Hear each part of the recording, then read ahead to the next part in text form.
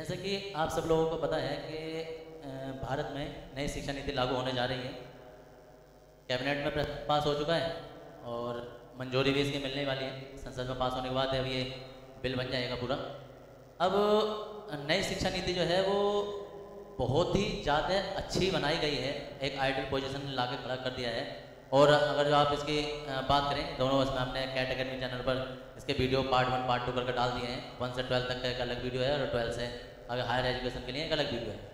उसमें अब बहुत ज़्यादा इसमें अच्छी क्वालिटी डाली है मोदी गवर्नमेंट ने, एजुकेशन के हिसाब से भी और बच्चों के अंडरस्टैंडिंग के हिसाब से भी, टीचर के हिसाब से भी और बच्चों के पेरेंट्स के हिसाब से, खासकर स्टूडेंट के भविष्य के हिसाब से सब कुछ वेल मेंटेन है, अच्छा है, बढ़िया है, कोई इसमें कमी नहीं है। जैसे विकसित देशों में अमेरिका, चाइना, जापान, सिंगापुर वगैरह जो हमारी ये विकसित कंट्री हैं, इनमें ऐसी एजुकेशन चलती है, उससे प्रेरित होकर उससे भी और अच्छी यहाँ शिक्षा नीति लाई गई है। अब सब कुछ अच्छा है ऐसा तो होता नहीं है, कुछ ना कुछ इसमें थोड़े से नेगेटिव पॉइंट भी हैं और वही आज थोड़े से नेगेटिव पॉइंट पर हम आज बात करने वाले हैं। और थोड़ी सी एक बात मैं आपको याद दिला दूं कि मैं कोई किसी पार्टी वगैरह से, किसी कोई कांग्रेस से या किसी आप पार्टी या कोई और अन्य दल से है नहीं। दरअसल हमारा काम है एजुकेशन से जुड़ा हुआ, तो एजुकेशन में थोड़ी बहुत जो कमी आती है उसे हम पब्लिक के सामने, बच्चों के सामने, जनता के सामने थोड़ा उजागर करते हैं। ये सिर्फ कोई सरकार के विरोध में या किसी पार्टी के विरोध में ये कोई वीडियो वगैरह या कोई लेक्चर नहीं बनाया जा रहा है। एक चीज़ होती है बुराई, जो कि हम किसी भी चीज़ की बुराई करते हैं और उसे बुरा लगता है। एक होती है आलोचना। आलोचना का मतलब होता है कि किसी की कुछ कमी जो उसमें थोड़ी बहुत रह गई है, उस कमी को बताकर उस पर उस व्यक्ति का या सरकार का ध्यान केंद्रित करना कि भाई ये चीज़ थोड़ी सी गलत है या कुछ ऐसा आगे चल कर गलत हो सकता है, तो आप इसे थोड़ा सा देख लीजिए, इस पर थोड़ा ध्यान दीजिए, उसे दोबारा से सोचिए कि ये कैसा होगा। तो यही चीज़ है आलोचना। हम एक आलोचक के रूप में एक बात बता रहे हैं, अपनी बात रख रहे हैं, ताकि इसने नई शिक्षा नीति में कुछ जो बातें आगे चल बच्चों को परेशान करेंगी, थोड़ा शिक्षक को हमें भी परेशान करेंगी एक शिक्षक होने के नाते, और थोड़ी बहुत जो आगे दिक्कत आएंगी वो चीज़ों को हम अभी से थोड़ा सा उजागर करते हैं और सरकार का थोड़ा सा ध्यान अपनी ओर आकर्षित करना चाहते हैं। उसमें सबसे बड़ी दिक्कत, जैसे हम शिक्षा नीति लागू करेंगे तो जो सबसे बड़ी हमारे पास चुनौती आएगी, ऐसा तो है नहीं कि जैसे पेपर में बोल देगा सब कुछ as it is real life में ऐसे हो जाएगा, ऐसा तो होता नहीं और ना ही ऐसा होगा। जब वो शिक्षा नीति बनाई गई है वो देखने में, सुनने में, पढ़ने में बहुत अच्छी लग रही है, लेकिन जब प्रैक्टिकली जब हम उसे इम्प्लीमेंट करेंगे तो उसका रिजल्ट कुछ और आएगा। अब वो रिजल्ट क्या आएगा? वो रिजल्ट डिपेंड करता है कि हमारा क्या है, एजुकेशन सिस्टम हमारा कैसे चल रहा है, हमारे जो स्कूल कॉलेज हैं वो कैसे हैं, इंफ्रास्ट्रक्चर कैसा है, टीचर कैसे हैं, वो उन सब चीज़ों पर डिपेंड करता है। एक करके हम थोड़ी सी इन चीज़ों पर ध्यान दे रहे हैं कि ये कैसा होगा। सबसे पहले जो हमारे इसमें चुनौती आएगी वो आएगी हमारे इंडिया में, हमारे स्टेट में या कहीं भी शिक्षकों की कमी, टीचर की कमी। ये सब कुछ जो बोल दिया गया है कि हम बच्चों को 1:30 के रेस में बांटेंगे, यानी कि 30 बच्चों पर एक टीचर होगा, हम बच्चों को ये सुविधाएं देंगे, हम बच्चों को ऐसे देंगे, हम बच्चों को ये सब चीज़ कराएंगे, उन्हें प्रैक्टिकल वर्क कराएंगे, थ्योरेटिकल पे कम ध्यान देंगे, समझदारी पे ध्यान देंगे। ये सब है, ये सब पॉसिबल होगा टीचर से। सबसे बड़ी चुनौती जो आएगी इस शिक्षा नीति को लागू करने में वो आएगी टीचर, जो कि किसी भी विद्यालय में शायद ही पूरे हों, वरना कहीं किसी में फिजिक्स के टीचर नहीं है, किसी में केमिस्ट्री टीचर नहीं है, किसी में कोई सब्जेक्ट टीचर नहीं है, किसी में पीटीआई नहीं है, अलग अलग टीचर की कमी चलती है। उस और पहले गवर्नमेंट को सोचना पड़ेगा कि ये कमी को हम कैसे पूरा करें। शिक्षा नीति में पॉइंट में टीचर की भर्ती की जाएगी, इतने टीचर इसमें भर्ती किए जाएंगे, तो वो एक रिक्वायरमेंट है और वो पहले इस शिक्षा नीति को लागू करने से पहले इस सरकार को करनी पड़ेगी। दूसरी, अगर हम इसमें बात करें तो मौजूदा नई शिक्षा नीति के अनुसार वो शायद ही कैपेबल हो, मतलब टीचर का अनट्रेंड होना, ट्रेंड जो ट्रेन होने चाहिए या उन्हें प्रॉपरली ट्रेनिंग होनी चाहिए, वो चीज़ नहीं है। जैसे कि वो लगाया कि 6 to 8 तक बच्चों को कोडिंग सिखाई जाएगी, सॉफ्टवेयर बनाना, डेवलप करना सिखाया जाएगा, उन्हें कोई टेक्निकल नॉलेज दी जाएगी, किसी के पास उन्हें जाके प्रैक्टिस वगैरह करनी पड़ेगी या किसी से जाकर उसे जो भी काम वो सीखना चाह रहा है वो काम सीखेगा। व्यवसायिक उसे एजुकेशन देने के रूप में इन्होंने जोर दे रहे हैं, लेकिन उसमें टीचर का कहीं ना कहीं रोल होगा। सोचो सॉफ्टवेयर डेवलप करना है, बच्चे को जो कोई दिक्कत आएगी या कुछ आएगी तो उसके लिए या तो उस तरीके के प्रोफेशनल टीचर हों, और अगर हम जो हमारे ओल्ड पहले से ही पुराने टीचर चल रहे हैं, अगर जो हम उनसे बोलेंगे भाई आप सॉफ्टवेयर डेवलप करके दीजिए या बच्चों को आप सिखाइए, तो वहाँ थोड़ी सी ट्रेनिंग में उन्हें दिक्कत आएगी, क्योंकि वो उस चीज़ के लिए अनट्रेड होंगे और बच्चों को वो नॉलेज दे नहीं पाएंगे जो कि हम अपनी नई शिक्षा नीति में देना चाह रहे हैं। ये बड़ी दिक्कत आएगी।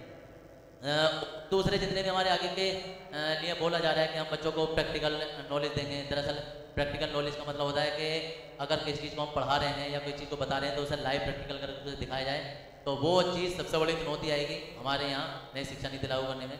वो क्या चुनौती होगी कि वो होगी, एक तो हमारे यहाँ भवन जो हमारा कॉलेज का इंफ्रास्ट्रक्चर होता है, स्कूल का इंफ्रास्ट्रक्चर होता है, उसमें प्रॉपर्ली एक तो रूम नहीं है बच्चों के बैठने के।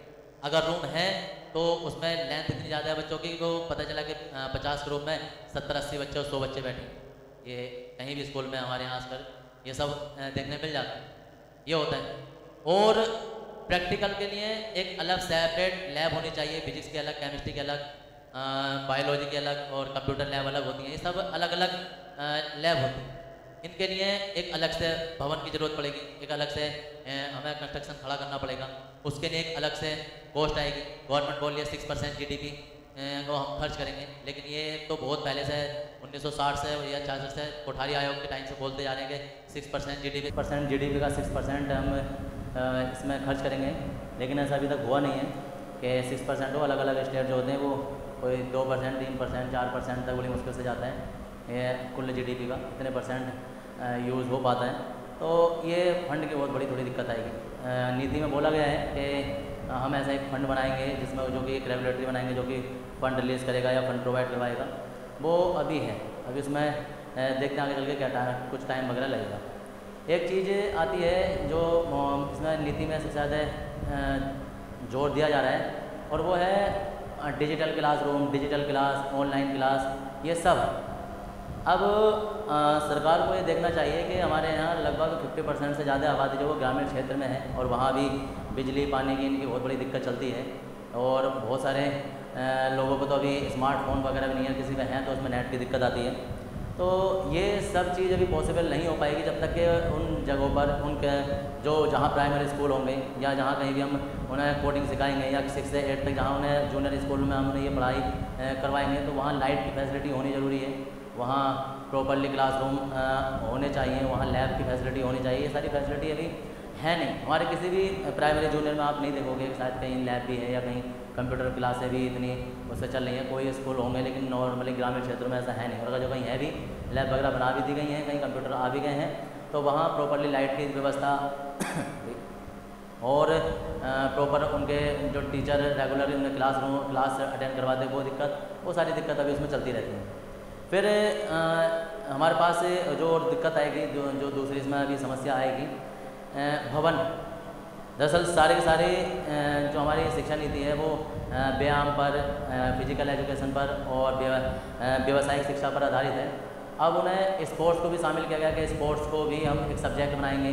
अब स्पोर्ट्स के लिए ग्राउंड की व्यवस्था, इतना बड़ा ग्राउंड होने चाहिए। ग्राउंड के लिए फिर अलग अलग उन्हें स्पोर्ट्स के लिए उनके क्वार्ट्स होते हैं। कोई टेनिस चाहेगा, कोई बैडमिंटन या कोई क्रिकेट या फुटबॉल या टेबल टेनिस, उनके लिए अलग अलग क्वार्ट्स बनाने की ये सबसे बड़ी चुनौती आएगी कि अगर हम बच्चों को कोई खेल के या किसी चीज़ के हम उनके प्रति जागरूकता पैदा करना चाहते हैं या उन्हें इस लायक बनाना चाहते हैं, तो उन्हें शुरू से ही ये सब चीज़ें प्रोवाइड होंगी, तभी वो इसमें होंगे, इसमें आगे बढ़ेंगे। जबकि हमारे अभी तक जूनियर प्राइमरी स्कूल में लोअर लेवल की हम बात करते हैं, बड़े लेवल में भी वैसे कुछ खास इतने बड़े ग्राउंड है नहीं, लेकिन छोटे जो प्राइमरी और जूनियर स्कूल हैं वहाँ भी हमारे पास ग्राउंड की फैसिलिटी और अभी है नहीं।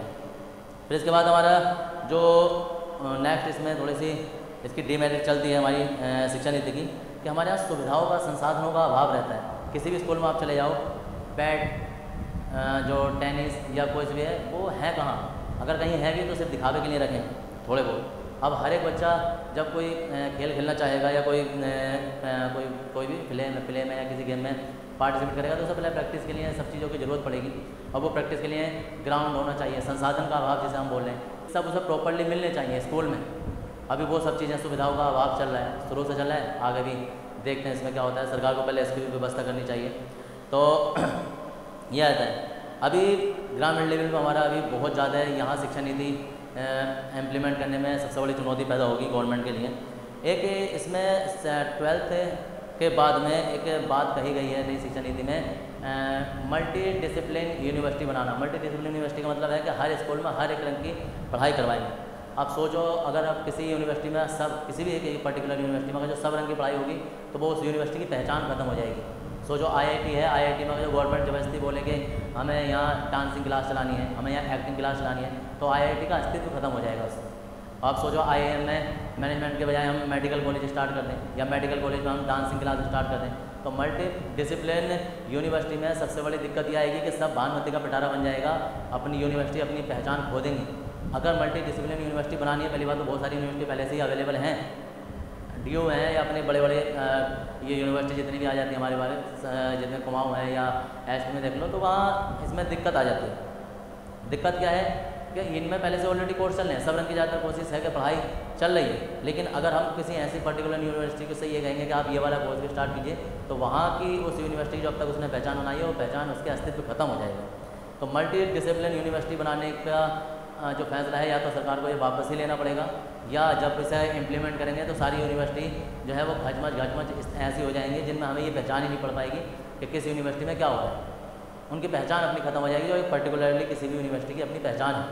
फिर इसके बाद उसमें जो मल्टी डिसिप्लिन यूनिवर्सिटी बनाने का मतलब आ जाता है, तो इसे सरकार को एक अलग से सोचना पड़ेगा कि ऐसा पॉसिबल शायद है नहीं, और है भी तो बड़ी दिक्कत पड़ेगी आगे चल के इसमें। तो यही कुछ खास बिंदु हैं जो मैं इन पर बताना चाह रहा था। अब एक जो सबसे अच्छी बात इसमें की है वो एक ये कि जितनी भी यूनिवर्सिटी हैं उनमें सब में एक पैटर्न लगाएंगे। एक पैटर्न का मतलब क्या है कि हमारे यहाँ क्या होता था कि कुमाऊँ में हम BSc में फिजिक्स केमिस्ट्री मैथ पढ़ लें, हिमाचल में चले आओ तो वहाँ कुछ इंग्लिश हिंदी भी उसमें पढ़नी पड़ती है, कहीं और कर्नाटक उसमें चले आओ तो कुछ और सब्जेक्ट ऐड कर देते हैं, किसी और यूनिवर्सिटी में चले आओ UP में चले आओ तो वहाँ 3rd ईयर में जाके एक सब्जेक्ट छुड़वा देते हैं, कोई सभी फिजिक्स केमिस्ट्री में से आप एक सब्जेक्ट ड्रॉप कर सकते हैं। और BA में भी ऐसे होता है कि यहाँ किसी में 4 सब्जेक्ट चलते हैं, कहीं 3 चलते हैं, कहीं लास्ट में 2 हो जाते हैं। तो ये अलग अलग यूनिवर्सिटी का पैटर्न खत्म कर देगा, ये थोड़ी अच्छी बात है।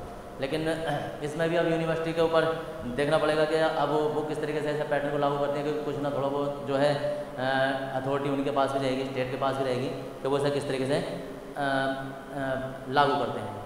फिर एक दिक्कत आएगी थोड़ी सी कि जितने भी पेरेंट्स होंगे बच्चों के, वो इस चीज़ को समझने के लिए भी इस लायक होंगे नहीं जो ये बात समझेंगे हम बच्चों को अपने किस उसमें फ्रेम में डालना है, कौन से लाइन में से भेजना है, कोडिंग में इसे कैसे करेंगे, या छोटे क्लास के बच्चे कैसे समझ पाएंगे, या मतलब कुल मिला के ये है कि माँ बाप जो होंगे बच्चों के पेरेंट्स, उन्हें अपने बच्चे को अंडरस्टैंडिंग कराने में बड़ी दिक्कत आएगी कि हम इसे कौन से कोर्स में इसमें एडमिट कराएं, या इसे जो इसका एडमिशन लेना है वो इसमें लें या इसमें लें, इसमें लें। कुछ बच्चे ये लेंगे फिर छोड़ने के बाद ये लेंगे, फिर छोड़ने के बाद ये लेंगे, तो उसमें ऐसा होगा कि वो अपने लिए ऑप्शन बना लेंगे, जिससे कि वो किसी एक वर्ग में जो किसी एक प्रोफेशन में एक्सपर्ट होने चाहिए थे वो दिक्कत पड़ जाएगी कि वो एक्सपर्ट बनने के चांस उनके थोड़े से कम हो जाएंगे। या तो इसके लिए एक रूल ये बनाना चाहिए कि अगर जैसे उसमें सब्जेक्ट सिलेक्शन का है कि बीच में आप छोड़कर दूसरा सब्जेक्ट ले सकते हैं, ऐसा नहीं है। अगर सब्जेक्ट सिलेक्शन हो गया है तो उसे प्रॉपर्ली कुछ लिमिट रखनी चाहिए कि इतने साल तक आपको ये, इतने समय तक आपको ये कोर्स लेना ही है। अब अगर जो बच्चों के लिए आपने ऑप्शन दे दिए तो बच्चे ऑप्शन के चक्कर में कोई भी पढ़ाई ढंग से नहीं कर पाएंगे।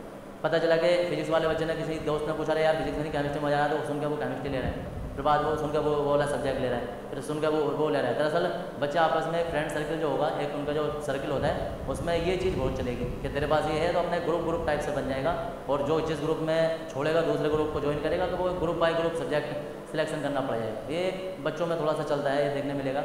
तो उसके लिए एक टाइम पीरियड होना चाहिए कि अगर जो आपने ये सब्जेक्ट लिया है तो ऐसा नहीं कि आप 4 दिन बाद 10 दिन बाद उसे छोड़ देंगे। कुछ सब्जेक्ट कुछ टाइम तक आपको वो सब्जेक्ट आप देखना पड़ेगा।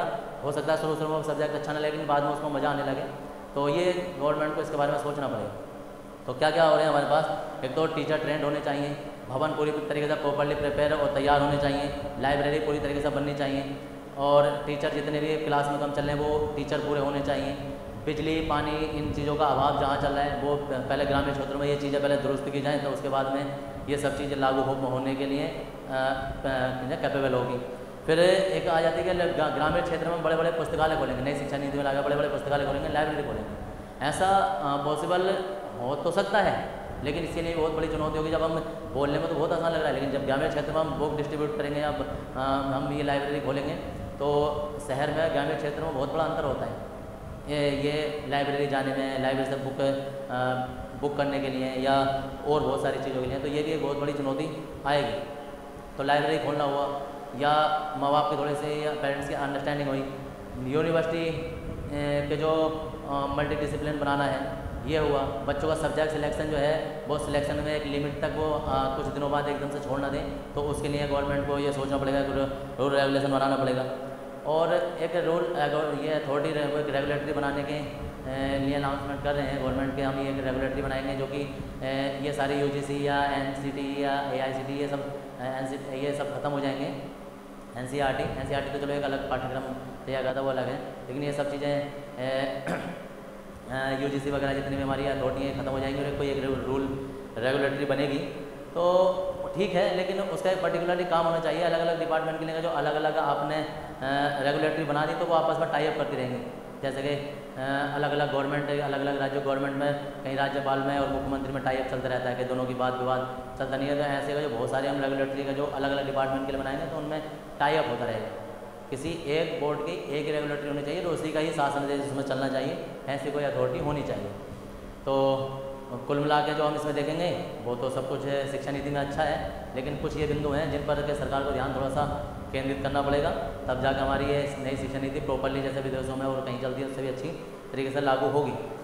ये कोई बुराई नहीं, कोई कमी नहीं है, सिर्फ एक छोटी सी आलोचना मात्र है जिसमें कि थोड़ा सा किसी भी गवर्नमेंट का या किसी भी उस ओहदे पे बैठे लोगों का ध्यान आकर्षित कराना होता है कि इस बीच में भी पहले सोचा जाए, डायरेक्ट उसे इम्प्लीमेंट ना करा जाए, स्टेप बाय स्टेप उसमें किया जाए। क्योंकि जो चीज़ पेपरों में हम बोल देते हैं वो पेपरों में कुछ और होता है, जब रियल में उसे इम्प्लीमेंट करते हैं तो उसका रिजल्ट कुछ और निकल कर आता है।